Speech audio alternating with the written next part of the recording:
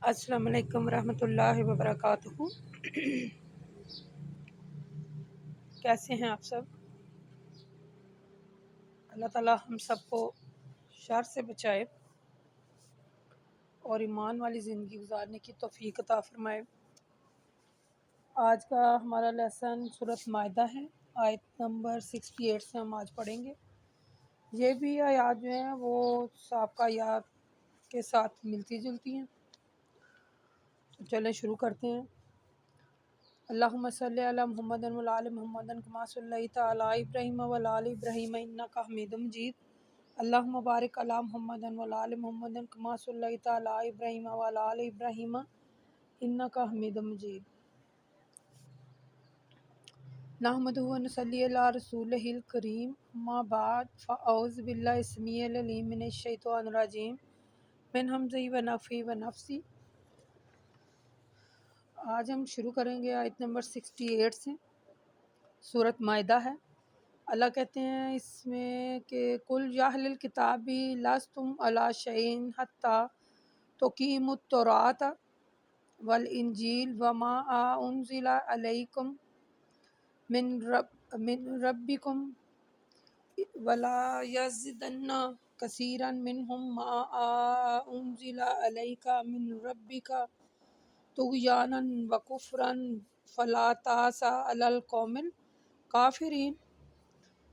इन्नल्लज़ीना आमनु वल्लज़ीना हादू वस्साइबूना वन्नासरा मन आमन बिल्लाहि वल यौमिल आखिर व अमिलस सालिहन फला खौफुन अलैहिम वला हुम यहज़नून। लक़द अख़ज़ना मीसाक़ बनी इस्राईला व अरसलना इलैहिम रसूलन कुल्लु मा जाअहुम रसूलुम बिमा ला तहवा अनफुसहुम फ़रीक़न कज़्ज़बू व फ़रीक़न यक़्तुलून। अल्लाह पाक कहते हैं इसमें कि ए रसूल आप कह दीजिए, ये यानी कि अल्लाह पाक ने फरमाया कि ए रसूल आप कह दें कि अहले किताब तुम इस वक्त तक सीधा रास्ता जो है वो उस पर कायम नहीं हो सकते जब तक कि तुम तौरात को, अंजील को और जो कुछ तुम्हारे रब की तरफ से तुम पर नाजिल किया गया है इसको कायम ना रखो। जो किताब आपके रब की तरफ से आप पर नाजिल की गई है इनमें से बहुत से लोगों की सरकशी और कुफर में और इजाफा होगा। तो ए रसूल आप इन काफर लोगों पर किसी किस्म का अफसोस ना करें।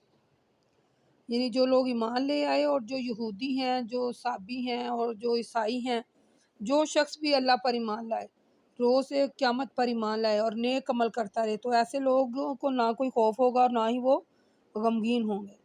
हमने बनी इसराइल से मजबूत अहद लिया था और हमने उनकी तरफ बहुत से रसूल भेजे, लेकिन जब कोई भी यानी रसूल इनकी मर्ज़ी के ख़िलाफ़ कोई भी बात इनके पास लाता तो ये लोग रसूलों में से एक जमात को जुठलाते और एक जमात को कत्ल कर दिया करते थे। वो ये समझते रहे कि इन पर कोई आफत नहीं आएगी, लिहाजा वो अंधे हैं, बहरे हैं, अंधे हैं, बहरे हैं। फिर अल्लाह ने उनकी तौबा कबूल की, लेकिन इनमें से बहुत से फिर अंधे और बहरे हो गए। ठीक है। वल्लाहु बसीरुम बिमा यामलून, और अल्लाह इनके अमाल से गाफिल नहीं है और उनके अमाल को देख रहा है। यानी ये जो पीछे हमने आयतें पढ़ी है ना अहले ईमान की, यानी मुसलसल अल्लाह ताला ने ईमान लाने के बारे में अहले ईमान को कह रहे थे, यानी मुसलसल पीछे हम आयतें पढ़ते आ रहे हैं। तो इस आयत में भी अल्लाह ने कहा कि रसूल आप इनसे कह दें कि तुम जब तक तौरात और अंजील और जो अल्लाह ताला ने अहकामात नाजिल किए हैं ना, तुम जब तक उन पर अमल नहीं ना करोगे तो तुम कामयाब ज़िंदगी नहीं गुजार सकते। इंसान की निजात जो है ना वो अल्लाह ताला का कानून देखें यकसा है सब के लिए। अल्लाह का कानून जो कानून बना दिया गया है ना वो सब के लिए है।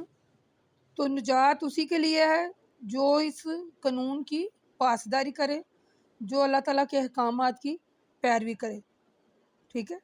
फिर अल्लाह कहते हैं ना इसमें कि जो लोग ईमान लाए हैं, या यहूदी, साबी, ईसाई, इनमें से जो भी शख्स अल्लाह पर और यौम आखिरत पर ईमान लाए, यानी किसी भी مذہب سے کوئی بھی سے لوگ ہو، لیکن جو بندہ اللہ پر ایمان لاتا ہے آخرت پر ایمان لے آتا ہے، نیک عمل کرتا ہے، تو اللہ کہتے ہیں ایسے بندہ کو کوئی نہ خوف ہوگا، فلا خوف علیہم ولا ہم یحزنون، یعنی اس کے لیے یہ خوشخبری ہے۔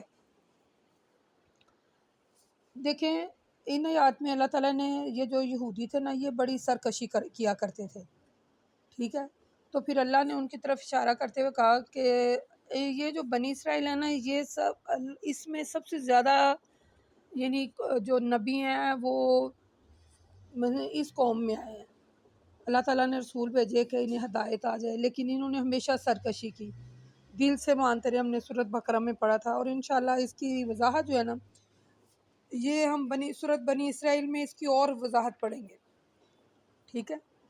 تو قرآن کہتا ہے، اللہ تعالیٰ یعنی کہتے ہیں کہ کتابوں پر ایمان لاؤ، جو شریعت نازل فرمائی ہے اس پر ہمیں بھی عمل کرنا چاہیے اور دوسروں سے بھی عمل کروانا چاہیے، ٹھیک ہے۔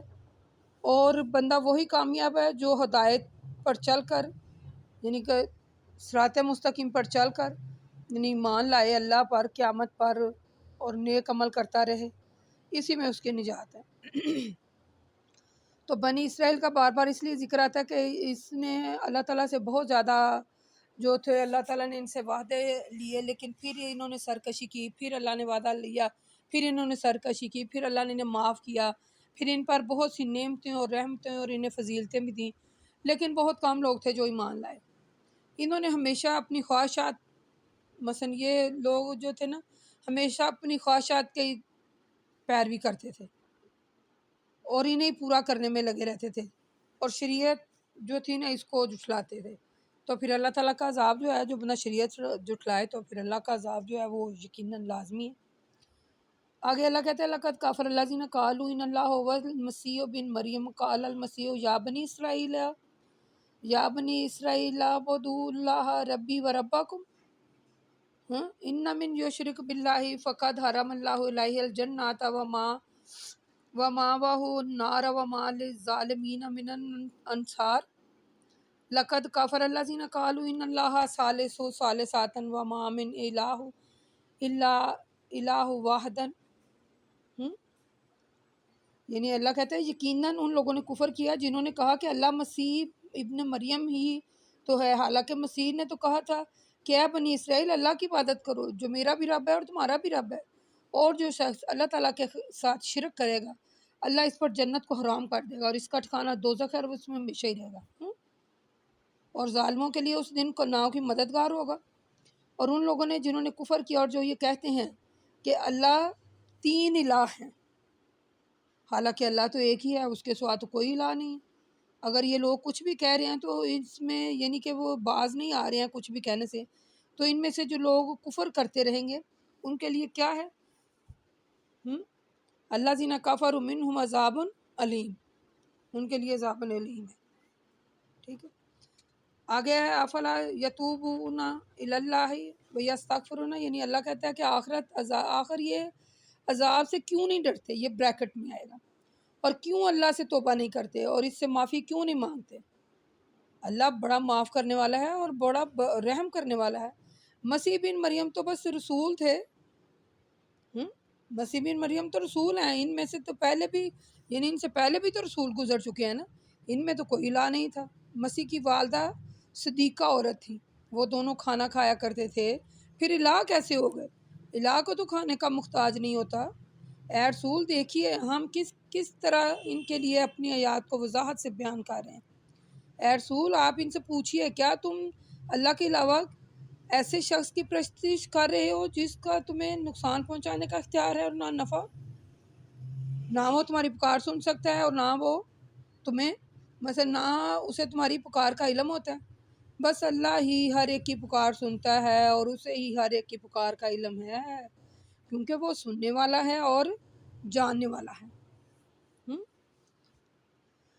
یعنی اللہ تعالیٰ کہتے ہیں کہ جنہوں نے کفر کیا، جو لوگ وہ کفر کرتے ہیں وہ یہی کہتے ہیں کہ مسیح اللہ کا بیٹا ہے، حالانکہ اس میں اللہ تعالیٰ نے وضاحت سے کہہ دیا۔ دیکھیں ہم نے سورۃ بقرہ میں بہت بڑی زیادہ وضاحت سے اس کے بارے میں پڑھا تھا کہ صرف اللہ ایک ہے، پڑھا تھا نا بنی اسرائیل کیا کیا کرتے رہتے تھے. سورۃ آل عمران میں آیت نمبر 51 میں بھی ہم پڑھ کے آئے ہیں کہ عیسیٰ علیہ السلام نے کہا تھا بے شک میرا اور تمہارا رب اللہ ہے، لہٰذا اسی کی عبادت کرو، یہی سیدھا رستہ ہے. لیکن ان لوگوں نے اس کو تسلیم نہیں تھا کیا. یہ جو عیسائی ہیں 3 الہ کے قائل تھے، یعنی اللہ تعالیٰ، حضرت عیسیٰ علیہ السلام اور حضرت مریم. ٹھیک ہے، اس عقیدے کو عقیدہ تسالیت کہتے ہیں. تسالس کہتے ہیں، تسالس لکھ لیں، تسالس کہتے ہیں. یعنی کہ یہ جو عقیدہ ہے یہ عیسائیوں کا تھا. تو پھر اللہ تعالیٰ نے اس میں بڑی وضاحت سے کہہ دیا کہ اللہ کہتے ہیں کہ وہ دونوں تو کھانا کھایا کرتے تھے، میں کو کھانا کھاتا ہوں. وہ جو تم نے سمجھ رکھا ہے وہ نہ تو تمہاری سن سکتے ہیں، ٹھیک ہے، نہ تم ان کی سن سکتے. تو اللہ کہتا ہے میں سننے والا ہوں، میں جاننے والا ہوں جو کچھ تمہارے سینوں میں ہے، جو کچھ تمہارے دلوں میں ہے، میں جاننے والا ہوں، میں سمجھتا ہوں. جو کچھ تم چھپا رہے ہو میں اس کو بھی جانتا ہوں. بات یہ ہے کہ اپنا عقیدہ انسان کو درست رکھنا چاہیے اور توحید کو اختیار کرنا چاہیے.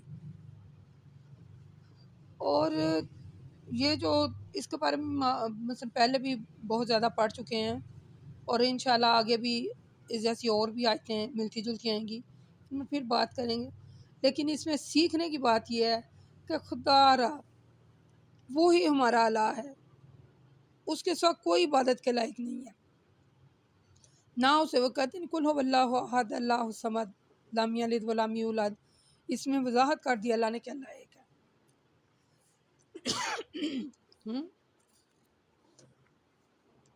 آگے اللہ تعالیٰ کہتے ہیں کل یا اہل الکتاب، ہی یعنی پھر اہل کتاب کو مخاطب کی اللہ نے، آپ کہہ دیجئے اے اہل کتاب اپنے دین کے معاملے میں نہ حق حد سے نہ بڑھو اور اس قوم کی خواہشات کی پیروی نہ کرو جو تم سے پہلے خود بھی گمراہ ہوئے اور دوسروں کو بھی گمراہ کرتے رہے.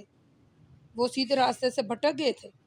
بنی اسرائیل میں سے جن لوگوں نے کفر کیا ان پر داؤد اور عیسیٰ بن مریم کی زبانی لعنت کی گئی، اور اس کی وجہ سے کہ وہ نافرمانی کرتے تھے اور حدود شرعیت سے بھی تجاوز کر جایا کرتے تھے. ان کے علاوہ جو بدعمالیاں وہ کرتے تھے ان میں سے ایک دوسرے کو روکتے بھی نہیں تھے، اور جو وہ کام کرتے تھے وہ یقیناً بہت برے تھے. ما کانوا یفعلون. ٹھیک ہے، یعنی اس آیت میں اللہ تعالیٰ نے یہ جو آیتیں ہیں یہ بڑی سبق آموز آیتیں ہیں.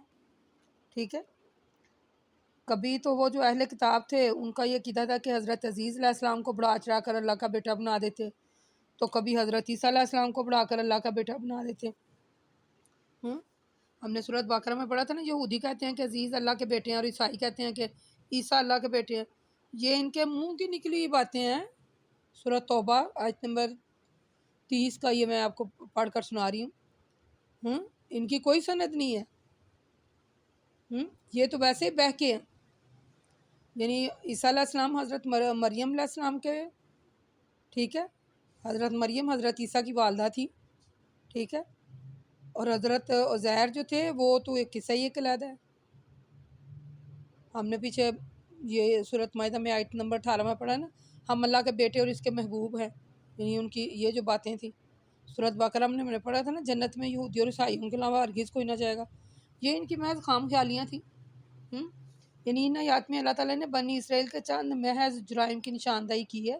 یعنی وہ دین میں ناحق غلو کرتے تھے، گمراہ قوم کی خواہشات کی پیروی کرتے تھے، اللہ تعالیٰ کی حدود سے تجاوز کرتے تھے، اللہ تعالیٰ کے احکامات کی نافرمانی کرتے تھے، ایک دوسرے کو برے کاموں سے روکتے بھی نہیں تھے، خود بھی برے کام کرتے تھے، دوسروں کو بھی اسی کی یعنی کہ ہدایت دیتے کہ تم بھی ایسے ہی کرو.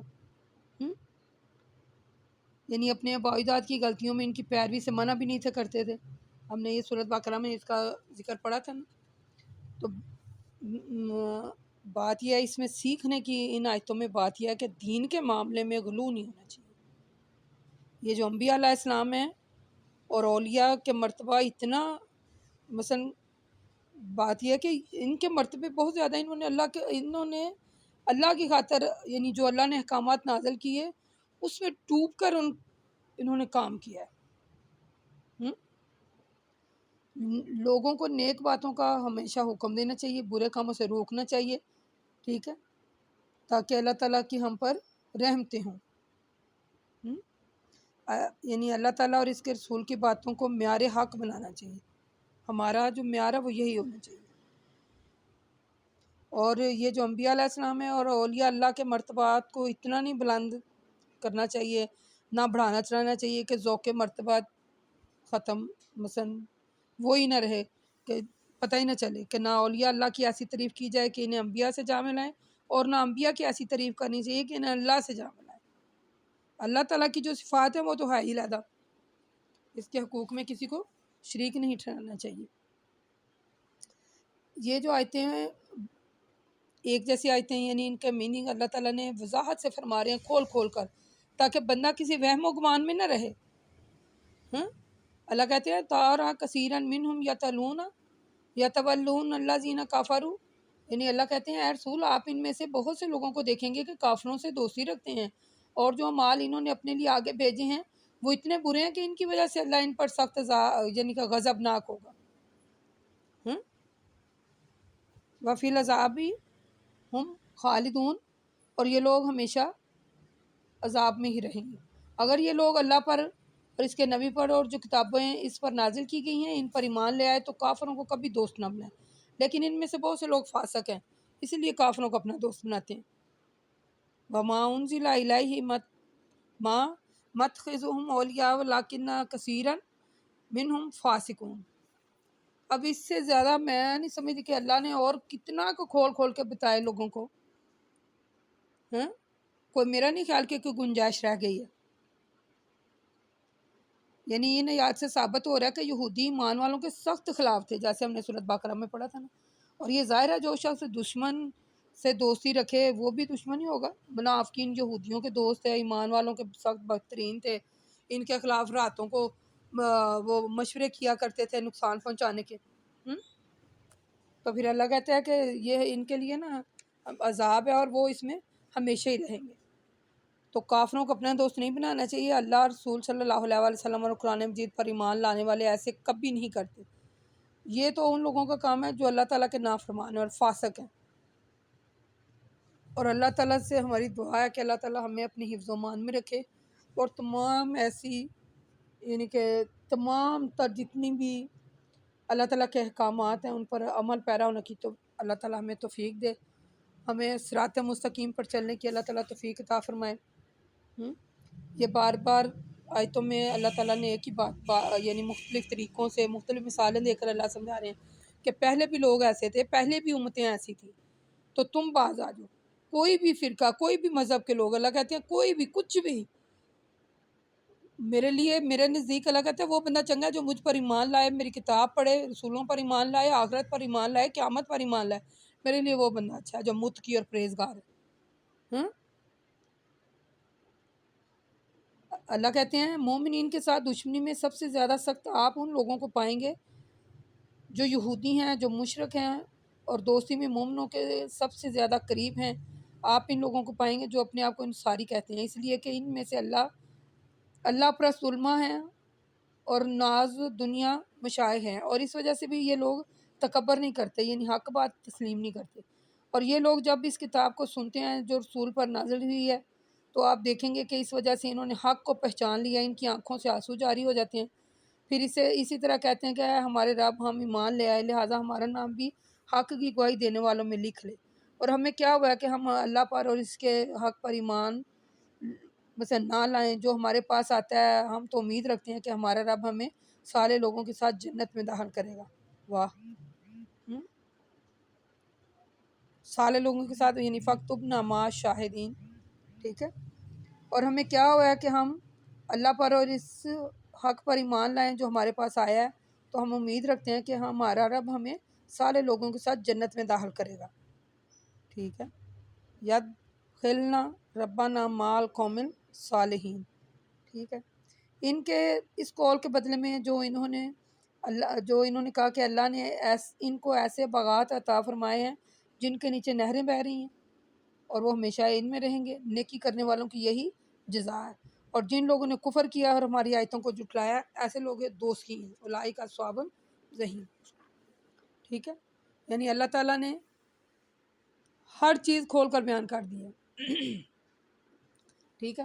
یعنی ان آیات میں پھر اللہ تعالیٰ نے بتا دیا کہ یہ لوگ جو یہودی ہیں یا نصرانی ہیں یہ سخت دشمنی رکھتے ہیں. جب اکیلے ہوتے ہیں تو کہتے ہیں ہم تو ان کے ساتھ یوں ہی باتیں کر رہے تھے، اور جب ایمان والوں کے سامنے ہوتے ہیں تو کہتے ہیں ہم تو ایمان لائے، ہم تو یہ. جیسے سورۃ بقرہ میں ہم نے ان کی آیات کی تفصیل جو ہے، یہ میں آپ کو تھوڑی تھوڑی تفصیل بتا رہی ہوں کیونکہ ہم نے اس کے بارے میں سورۃ بقرہ میں پڑھا تھا، اور سورۃ بنی اسرائیل میں ہم اس کا وضاحت سے اور بھی پڑھیں گے. سورۃ بقرہ میں بھی بہت زیادہ پڑھا، لیکن سورۃ بنی اسرائیل اس پر ہے، اس میں بھی ہم پڑھیں گے. اس لیے میں آپ کو یعنی ان آیات کا تھوڑا تھوڑا ترجمہ اور تشریح بتا رہی ہوں تاکہ آپ کے ذہن میں رہے، کہیں بھول نہ جائے کہ پیچھے بھی ہم نے یہی پڑھا تھا. اور آگے اللہ تعالیٰ نے کوئی کسر چھوڑی نہیں ہے، ہر چیز اللہ نے اوپنلی بتا دیا کہ یہ کام ایسے ہے، یہ ایسے ہے. صحیح مسلم کی ایک حدیث ہے، تکبر حق کو تسلیم نہ کرنا اور لوگوں کو حقیر سمجھنا ہے. یعنی تکبر کیا ہے کہ حق کو تسلیم نہیں کرنا اور لوگوں کو حقیر جاننا. ٹھیک ہے. ان آیات میں تو مجھے معلوم ہوا کہ جو انصار تھے، ایک ان کی جو جماعت تھی، انہوں نے اسلام قبول بھی کیا، اور جب قرآن مجید سنتے تو خوب روتے اور دعائیں کرتے، یقولون ربنا آمنا فاکتبنا مع الشاہدین. ٹھیک ہے، وہ یہ دعائیں کرتے. تو پھر یعنی اللہ کہتے ہیں کہ جو میری بات کو مانے گا اس کے لیے جنت ہے اور اس میں ہمیشہ رہیں گے جہاں نہریں بہہ رہی ہیں، اور جو ان باتوں کو جھٹلاتا ہے اس کے لیے دوزخ ہے اور وہ اسی کا ٹھکانہ ہے. تو ہمیں حق کو پہچاننا چاہیے، اور جب ہم حق کو پہچان جائیں تو اس کو تسلیم کرنا چاہیے اور اس کا اظہار کرنا چاہیے. ٹھیک ہے. اور نیکیاں مثلا نیکیوں میں سبقت حاصل کرنی چاہیے. ٹھیک ہے. آج کے لیے اتنا ہی سبق کافی ہے. ٹھیک ہے، آج کے لیے اتنا ہی کافی ہے. اللہ تعالیٰ سے دعا ہے اللہ تعالیٰ ہم سب کو اس کو پڑھنے اور ان احکامات پر عمل کرنے والا بنا دے. وقول قولی ھذا استغفر اللہ استغفر اللہ استغفر اللہ. السلام علیکم ورحمۃ اللہ وبرکاتہ.